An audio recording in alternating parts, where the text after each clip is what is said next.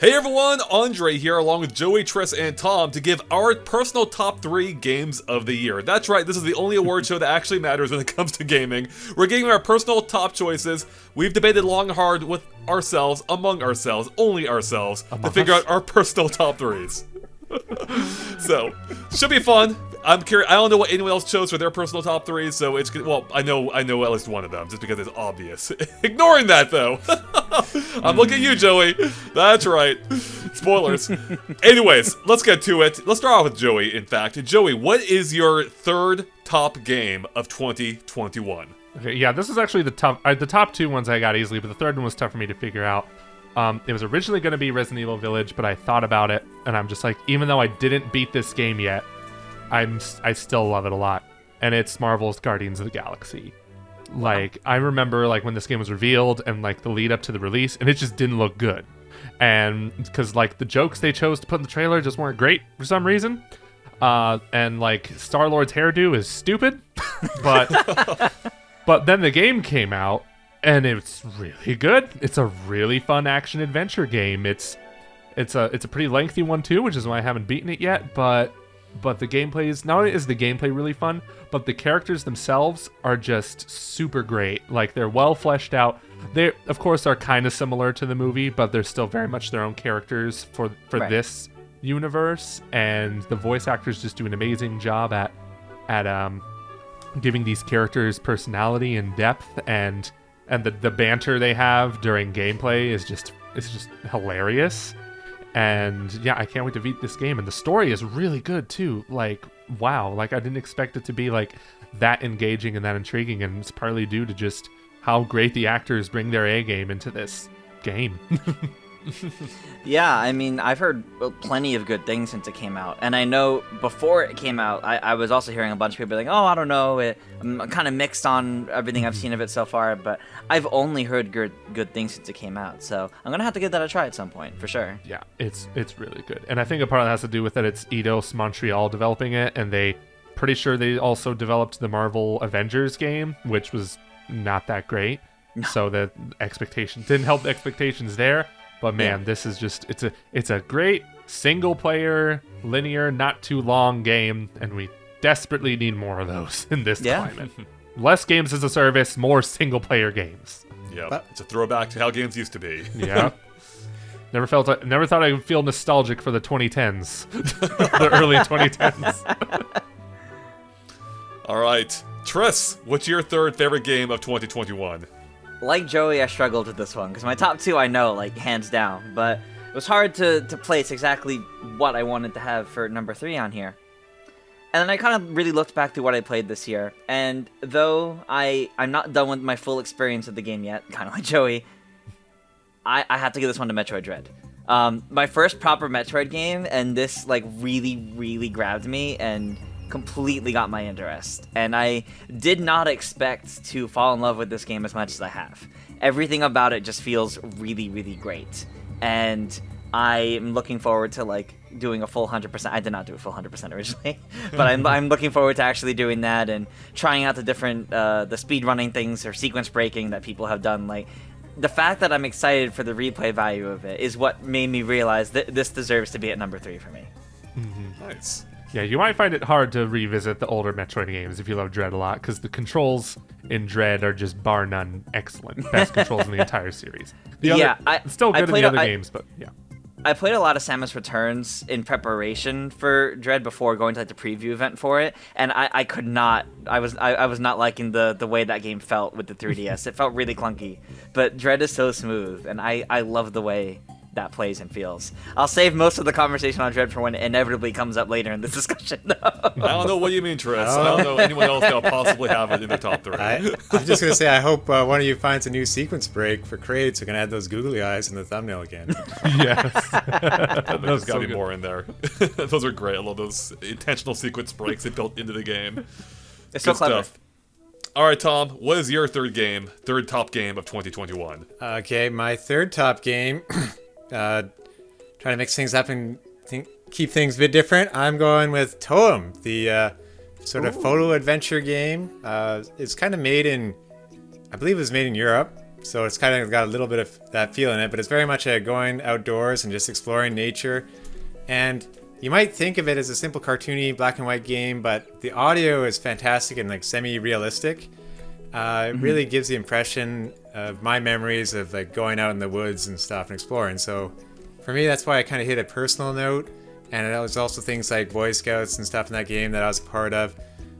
So it brought back a lot of good memories. And it's maybe it just had a bit of a weaker ending, as I said in my review, but the overall experience is fantastic. And your photos that you're taking along the whole time, it's just kind of, you take a picture of it, it's not rated quite as much like in Pokemon Snap. So for me, I found that a bit more accessible and just fun going around exploring. Yeah, it had a really neat art style too, with Yeah. the black and white aesthetic that made it stand out. Yeah. So it seemed like I still want to play that myself even as well. Yeah, there's same. there's so many games, it's hard to fit in everything. So, all right, well that's partially because of my third favorite game of 2021, which, if you went by playtime, would be at the top of the list, despite it coming out only a month ago. It is Mario Party Superstars. I have already sunk almost 100 hours into this, going by the Switch clock, which is an absurd amount of time in a month. I love this game. It is such a fun throwback to what Mario Party used to be, the Mario Party I grew up with. And I've just been having a blast. Now that it's the first, finally, proper online Mario Party game out of the box. They nailed the online. In fact, it's probably some of the best online Nintendo's made to this day, and I'm having a complete blast, whether it's playing with fans online, playing locally with friends, or playing with my friends online as well. It's fun no matter how you play, and it just brings back some of my favorite elements of past Mario Parties, particularly the 64 ones, and updated them with some brilliant graphics, which is surprising for a Mario Party game. It's one of the better looking games on Switch, I would say. And as long as you're looking for like a more, fun art style. And yeah, I'm just having a blast. It didn't rank higher because it doesn't really do anything new. It's just a return to how it used to be. So now I'm really excited for the next Mario Party to see where they go from here, assuming they don't reintroduce vehicles again or something. But yeah, great game. Love it. This is my number 3rd choice. Lesson learned. If you want to be the best rated Mario Party game, just do everything, change nothing. I mean, yeah, just change it back to how it used to be. Change it to the parts people liked before, and stop it with the new stuff. What, you mean add a car? Yeah, exactly. Yeah. Unfortunately, we are getting to the point where people are growing up who grew up with those games and will be like, "Oh, the car was great. Love the car." Oh no. 10 years from now, we'll have Mario Party Supercars. Oh no. No, Mario you Kart cursed Party. us all. Oh boy. All right, let's move on to our second top games of the year. Joey, what is your number 2? For me, it's got to be Halo Infinite. Like, from not just from the campaign, but the multiplayer side of things. Like, this game really got me back into playing like online shooters again. Like, the way the game controls is just fantastic. For one, that's what I really love about a game, when it controls really well, and Halo Infinite really just did that. And I just know the pressure was on for Halo Infinite, because 343's last Halo game was a big miss for a lot of people, very controversial to say the least. But then they came in swinging with this awesome free-to-play multiplayer that really, it does a lot of things new that new Halo does, including sprinting, including these new weapons as well. But it recognizes the soul of Halo at the same time, like the classic sort of arena-based battle system that they have. And now we can finally choose a Slayer playlist by itself. Thank you 343 for paying attention to the community. The progression's weird, I'll give it that, but it's gotten better over time. And this game is just really fun for me. I was playing every day, and I'm like, wow, I haven't played a shooter like this every day for a very long time. And then, of course, there's the campaign, which I have some personal gripes with. I didn't think the story was that great. I also felt like some of the missions were very typical open world type deals, like capturing bases and whatnot, but it still brings in that great Halo Infinite online multiplayer gameplay, which was just, again, as I said before, fantastic, especially with that grapple shot, which just changes Halo for the better. And as Andre said, it makes it hard to revisit other Halos, which I'll try to do at some point, but I don't think I'll like it. If there's no grapple shot, what am I going to do, guys? What's the point? Yep. What's the point? Yeah, so definitely very, very great game. If you have Game Pass and you haven't played it yet, then go right ahead and do it. Like, it's very fantastic, and Yeah, I think that it's given the good graces back to 343 Industries because they really figured out how to bring Halo into this new generation. Yeah, it only took them 2 other games to figure it out. Bringing back Joseph Staten, yeah. Yeah, that helps apparently. All right, Triss, what's your number 2?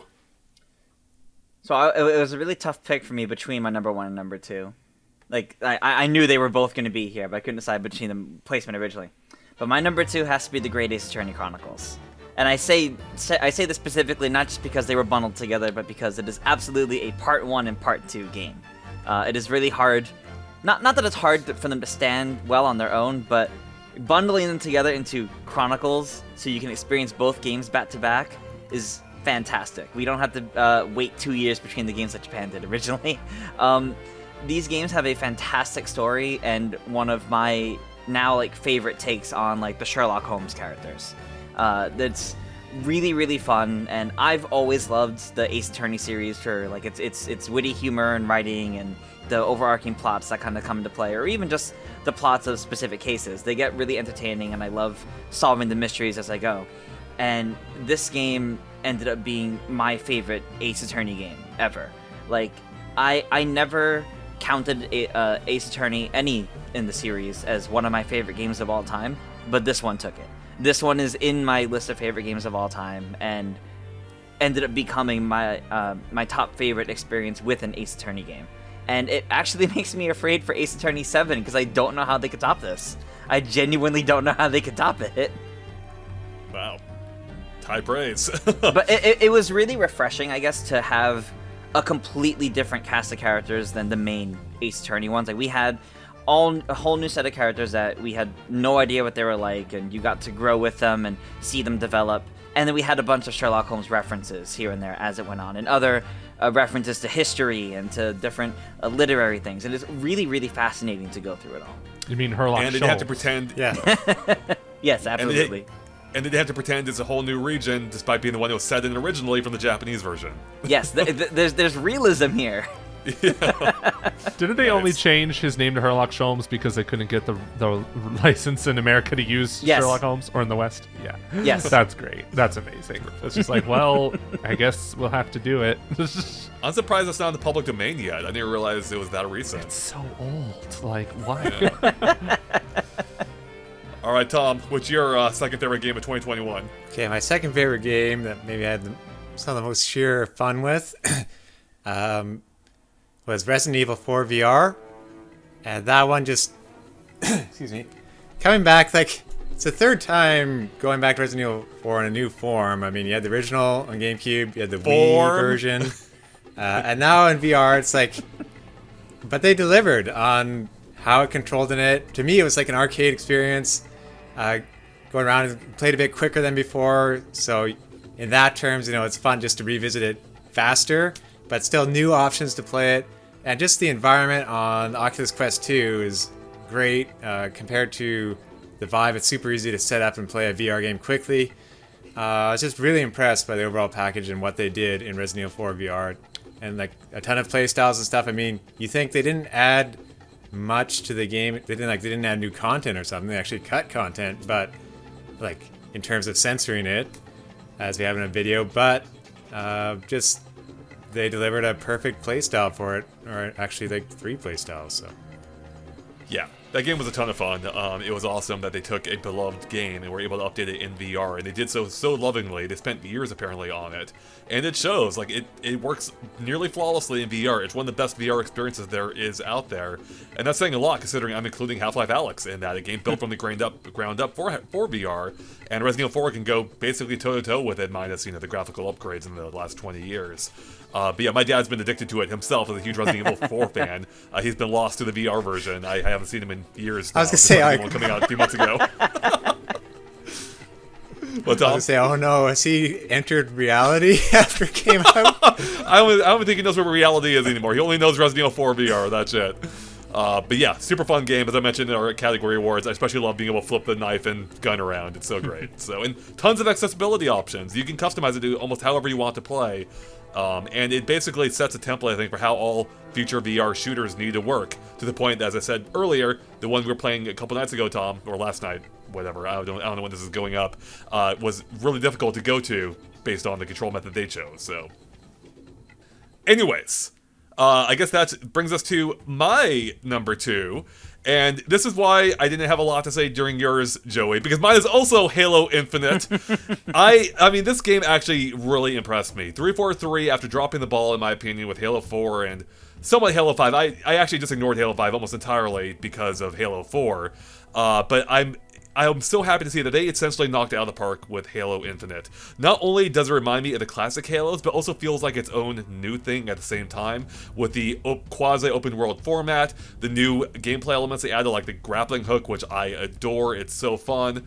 And it just all really kind of meshes really well. Like, this is the Halo that I've always wanted to play since the first one. It feels like they took the second level of Halo 1 and turned it into a full campaign. And that's what I've always wanted, where the series itself went in a different direction, where it actually went more linear by and large.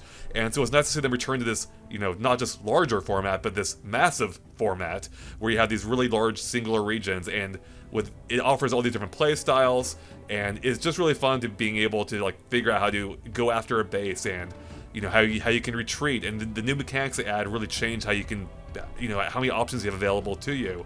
And I kind of mentioned this earlier, as did Joey, but I actually did try going back to another Halo or two after playing Infinite, and I'm like, I can't do it. Like, it just feels so slow. It feels wrong to have a grappling hook anymore, and that's high praise to 343. The fact that they made games I previously really enjoyed nearly unplayable, and I haven't even touched on the multiplayer yet, which is also a complete blast. I haven't played a Halo multiplayer basically over a decade now, and I haven't played much in the way of shooters either. They just don't appeal to me. Yet this one did. It feels like Halo, feels like something new. They incorporated the new mechanics like sprint in a way that just feels really organic, whereas I hated it in like Reach, for instance. So yeah, 343 finally nailed it after a couple of missteps, and I can't wait to see where they take the series from here. The campaign may not be perfect in every way, but I've never really cared about Halo's story either. So the fact that story may not be great here, or it may not be as great as it could have been, doesn't bother me too much. But yeah, overall, I'm having a complete blast with it, and I can't wait to see what comes next. So, all right. Before we get to our number 1 game of the year, everyone, for each of us, I wanted to go over our personal runners-up, our honorable mentions for games that we considered for our top 3, but didn't quite make it for whatever reason. Joey, let's start off with you again. What games didn't quite make the cut for you? For me, that was Resident Evil Village. Still a very, very good game, but I was kind of let down by the story. No spoilers here, but yeah, I was kind of just let down by it. But even then, this was a game, like, I played all the other Resident Evils that I could have at least before playing this one, because I really wanted to be, like, fully caught up, because you know, it implied Chris Redfield's doing something very bad in this, but again, no spoilers here. But yeah, the game was still really good, still very good Resident Evil, bringing it back to the village setting. Didn't quite feel like 4, but it didn't really need to. But yeah, it still got that great Resident Evil gameplay. Bosses are really cool, characters are really cool. The only reason why it didn't really make the cut for like the top 3 was just because, like I said, story wasn't that great, and I felt like once I was done, I didn't really have any desire to play it again. Although I do feel like I need to do a speed run of this game at some point. Yeah, those Resident Evil speedruns are usually pretty fun, but I definitely understand what you mean. I think maybe it's because it feels like this game has, in general, less content than your average Resident Evil game, like none of the side modes. Maybe that's why, but yeah, I kind of agree. Like, as much as I really enjoyed this game, the plot was just okay, and certain sections felt too short, and when there weren't side modes and other things to do in it, compared to like the other like Resident Evil remakes, for example, that we've had recently, it definitely made it feel lacking in some areas. Like all the marketing and everything really built up around. I'm not even going to attempt to butcher the names. So I'll say Lady D and the whole mansion there and the castle there, and that really was the biggest part of the game. Yeah, to be honest, it was at like the beginning too. So yep. Yeah, like, it's still really good. I know it sounds like we're complaining, like, it's still a really good Resident Evil type game, but I did feel like the build-up sort of mismanaged expectations a bit there. All right, Triss, what are your runners up? I'll mention 2, and I won't go super in-depth into either of them. I'll start with Monster Hunter Rise, because I really, really enjoyed that as my first experience into a Monster Hunter game. I really, really got into that for a few months, and sadly I dropped off because everything else just got too busy for me to go back to it. I plan to at some point, but that was a really, really fun game, and I really look forward to what they do with the expansion for Sunbreak next year. I'm looking forward to getting back to the game for that, but this was a fantastic way to kind of get into the series, and I love the different abilities you can do with all the different weapons. What made me fall in love with the game was actually trying different weapons and not just sticking with one, and it had a lot of different had a lot of different play styles offered, and it was just genuinely really fun. And I was surprised, like, wow, I don't know how I never got into this before. The other game I do kind of want to really spotlight, I talked about it a little bit, in general, we talked about it a little bit during the category awards, but Super Mario 3D World plus Bowser's Fury. 3D World is a fantastic game in general. Like, one of my favorites from the Wii U era. Just in general, it was a beautiful game, fantastic gameplay, and fantastic multiplayer. Brought it back this time, online play. Bowser's Fury was great. Only reason why I didn't make it into my top 3 is because I wish Bowser's Fury had a bit more to it. It was a fun, quick experience, but I kind of wish it was more than that. And I wish the 3D world itself had new stuff added to it, like a new character or something, to motivate not just me, but a bunch of other people to want to go play it again. I mean, 3D Land would have been an awesome thing. Yeah. Add the 3D Land levels to it. So. Yep. Oh yeah. All right, Tom, what are your runners-up? Like Triss is Bowser's Fury, and I was just going to mention that part of the game. And the other one I just played recently, Shovel Knight Pocket Dungeon. It just takes falling block puzzle games to a new level, and it's really interesting with the different characters, how each one plays the game differently. Getting used to that, you can play for a really long time, and even though runs are a long time, I found myself saying, well, just one more quite often. It's pretty addictive. I just wish Versus might have been a bit more friendly for beginners. So I think, but just playing it single player though, it's great. Yeah, just hearing you Pocket Dungeon. Yeah, Pocket Dungeon. Thank you. Yeah, like it looks neat, but just having you describe the game to me, I'm like, I don't understand any of this. Like, it sounds the most complicated game ever. When you were trying to explain it, but it sounds like the game does a pretty good job teaching you the mechanics, right? Yeah. Okay, good. All right, well, my runners-up are, first up is Cruis'n Blast, a game that I had a complete blast with, as I said, in our category awards. Unfortunately, for better or worse, for as epic and amazing as the game is the first time, the magic kind of wears off. Like, once you start understanding what's going on behind the curtain, it kind of takes away from the game a little bit. I don't want to fully explain why here, but I don't want to ruin it for anyone else. But the game isn't that deep. It's fairly shallow. It's super fun, but there's not a ton of replayability once you realize that the rubber banding kind of dictates a lot of things and how the stages are set up. There's really not a whole lot in the way of interaction with what's actually happening around you. So it's a super fun game. Really enjoyed it, but yeah, didn't quite have the depth that I needed in order to reach my top 3. And then this next one is a really tough one for me to say because it got real close. That's Resident Evil 4 VR. One of the best games ever made. Now, some might say made even better in VR. I would say made different at the least. They did a great job updating, as I said earlier. It's just a really well-polished experience, and they took what worked before, they adapted it pretty much perfectly for VR.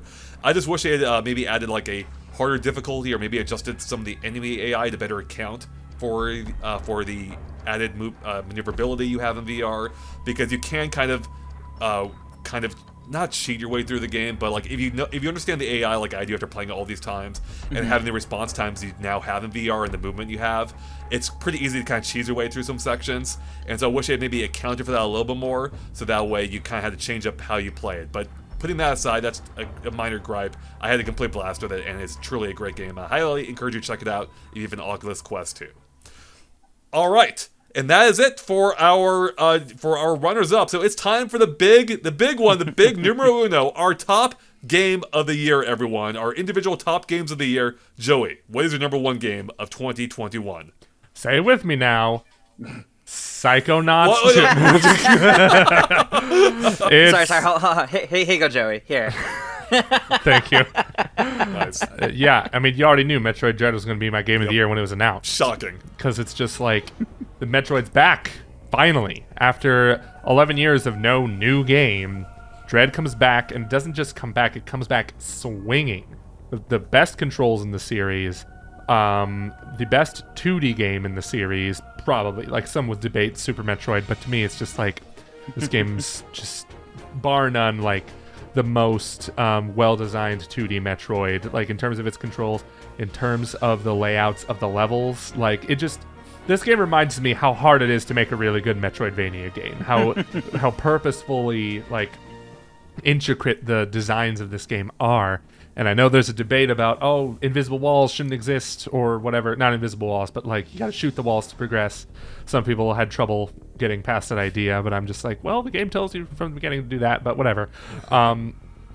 And just, like, the way that this story arc concludes was just mind-blowing. And it was just like, after 19 years of waiting for this conclusion, like, how do you even nail it? And they just nailed it pretty perfectly here. I wouldn't say I have any complaints on how they handled the story in this game. They handled it so well.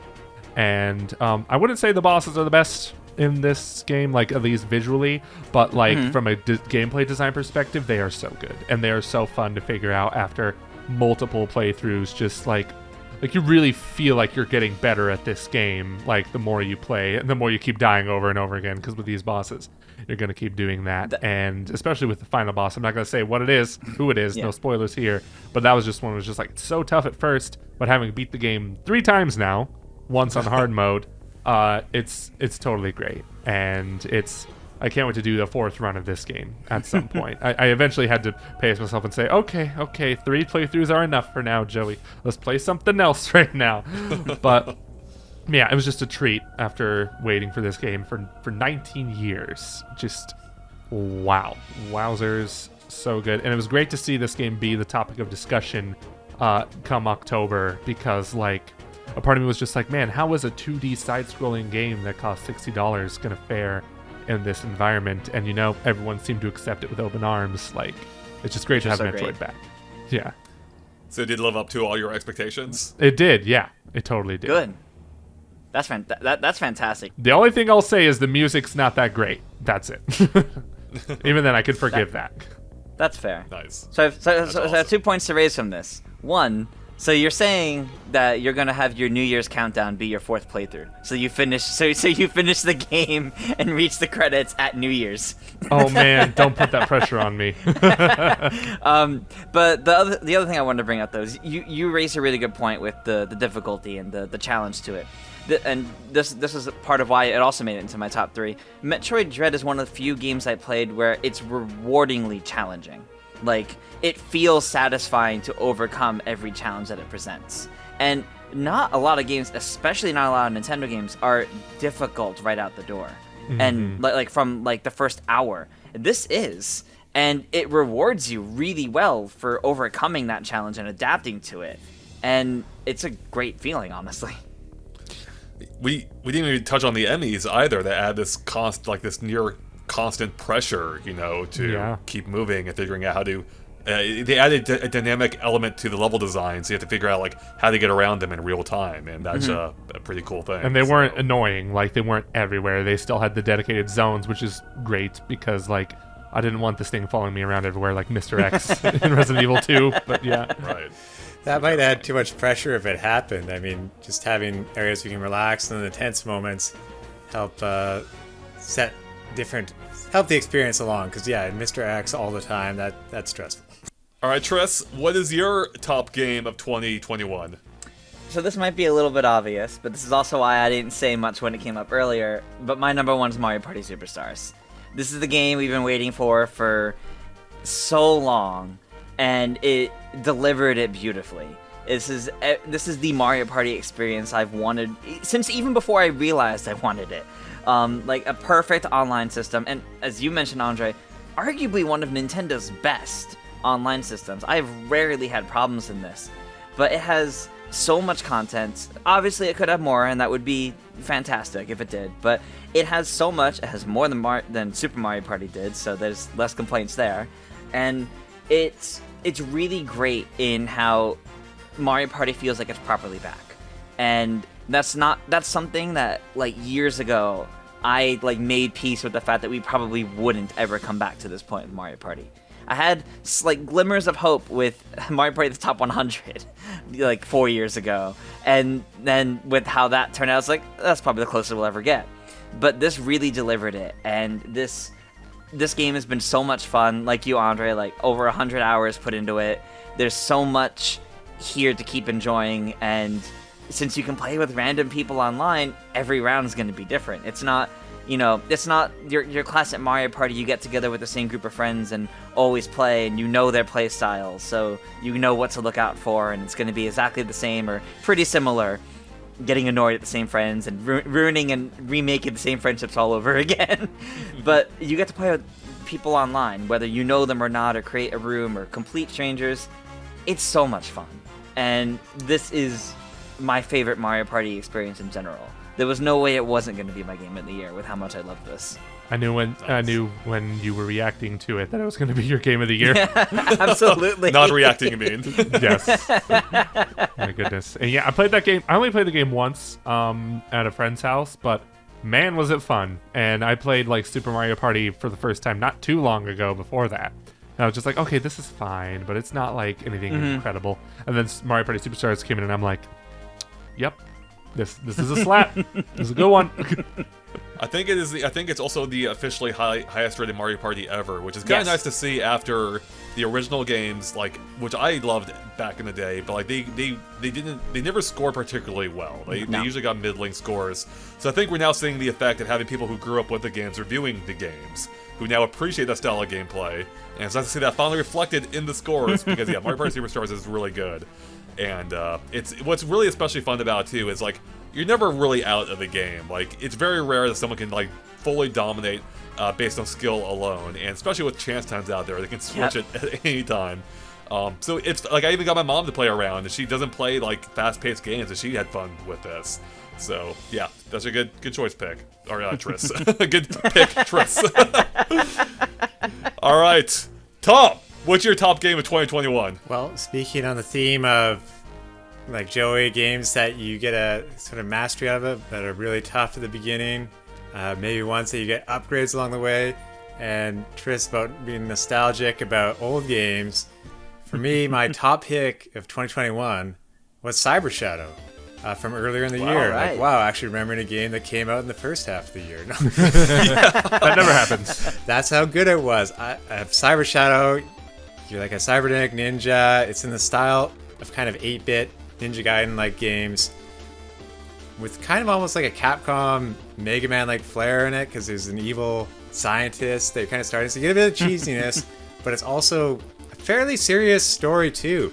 So you get a nice mixture of elements there, and just I would say like perfect controls, and it really shows off. Kind of made mostly by a solo developer over a course of a decade.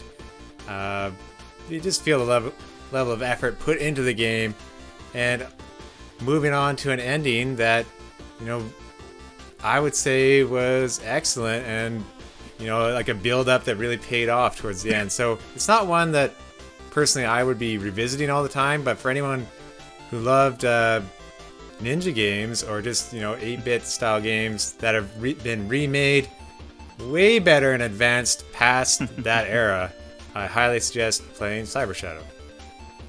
All right. I might have to. I didn't realize. Yeah, if you remember it a year later. Yeah. That's a year later. That's pretty impressive. So, all right, I'm gonna have to check that out. How long is it, Tom? Roughly, do you know? It depends how good you are. Like, I've seen people beat it as quick as 6 hours. It took me longer getting through the last boss and stuff. I can tell you that. So 60 hours for Andre. Yeah. Oh, wow. We should play Halo Infinite sometime, Joey. You can see how bad I really am. All right, I guess that brings me to my top game of 2021. And unfortunately, Tom, I was going to say that my game is older than yours even, but in a sense it is, but it came out a little bit more recently than yours. I am going with Bowser's Fury. Not 3D World plus Bowser's Fury, specifically Bowser's Fury. I really don't care about the 3D World app. It's fine, it's a nice bonus. I'm all about Bowser's Fury. I loved this game. I thought it was brilliant. For as short as it is, like, it does so much new with the Mario format, which is pretty impressive considering how many times Mario has, gone into 3D. Yeah. But I thought this game was great. I thought they incorporated, Fury Bowser added a really fun new It's kind of like sense of dread, like Metroid Dread, where whenever he pops up, you're like, oh god, I gotta get a move on here. And it really changes how you platform through these levels, or through these environments. And to that point, this is not an open world game, but it had elements of it, where they took these kind of simple 3D-like level designs and implemented them into a giant lake. And that gives you like multiple ways of approaching these levels, figuring out how to get through them. If you fall, you don't die, just land in the lake and you can start over or figure out another way to approach it. So I loved it, kind of like Halo Infinite in a sense, only on a much smaller scale. They really added this unique element with the kind of more open design. The music, fantastic. Yeah. I loved like Lapcat. The music is so freaking catchy. I loved riding Plessy around. Plessy was super fun. Like that's a fun. That almost beat Halo Infinite for Halo Infinite's grappling for favorite gameplay mechanic. But yeah, I just had a complete blast all the way through Bowser's Fury. Like even though it was short, it felt like a good length for what it was. It didn't overstay its welcome. Like Fury Bowser could have got annoying perhaps if it were in a longer experience, but it wasn't. They knew the limits of it, and I thought that was great. I hope that's something we see more of from Nintendo. Not every game needs to be 10 to 20 to 30 hours. Sometimes you only need a few hours to fully explore a mechanic, and they did that here, and I loved everything about it. So yeah, Bowser's Fury is my game of the year. No game had me have that much fun that consistently at such a level that just felt incredibly polished, to the point that I think they could sell it as a standalone game. And I mean, obviously I hope they would do so discounted, but it could stand alone as its own game is my point. And it didn't need 3D World to prop it up. So I hope that they continue to explore that format. And also I should mention too, this is the first time that I think they finally fully nailed the 2D mechanics in the 3D environment. Because 3D World, we had the power-up system as well, same with 3D Land. But this is the game that really kind of tied it all together, and it worked just super well. It kind of combined, finally figured out how to make the more openness of Odyssey and Sunshine and 64 work with the mechanics of the 2D games, the power-up-based system, and no health-based system, and it just worked really well. I loved it, so... Very cool. It set the standard for what a 3D Mario experience like this should be like. That's not to knock Odyssey, because it feels completely different, and I love that it feels different. Both Bowser's Fury and Odyssey have fantastic movement options and mechanics, and they feel so distinct from each other. And that's beautiful. That is fantastic. I was really worried going into Bowser's Fury that it was just going to feel like Odyssey with a different setting, or like the same kind of levels from 3D World, but it really didn't. It really stood on its own really well, and this made like the perfect coupling of you take a 3D Mario, but you give it what 2D Mario's known for. And that was the perfect blend of it. Yeah, it's a kind of, I think it's the kind of game we all, like, at some point thought 3D Mario would be, and we finally have that now. And that's not to knock the other 3D Marios. Obviously, I love all those too, perhaps even more than Bowser's Fury. But it's cool to see them try something new, and incorporate multiple new things that work. And kind of to build on the point I was saying earlier, I didn't mean to, when I said they should sell separately, it's actually awesome that they added this into 3D World. Like, that's a game that they could have sold by itself, yet they added a whole second campaign onto it that I think is better than the main campaign. I guess you could say, because, managing to make it different than Odyssey, really hats off to Mario. Yes, we'll play, Tom. We'll play. Well played. I think on that note, that's where we're gonna wrap up our Game of the Year discussions, everyone. So that's it. That was our top three. All of our top 3s. Any surprises there? Did any of our picks catch you by surprise? Anything you need to expect there? Let us know by posting in the comments below, along with what your personal favorite games of the year are, or what your favorite game of the year was. We'd love to hear it. So thanks for watching. We'll catch you later with more coming up about our overall look at the year 2021 in review, plus our predictions for 2022. Should be a lot of fun. So thanks for watching, everyone. Catch you later. Bye.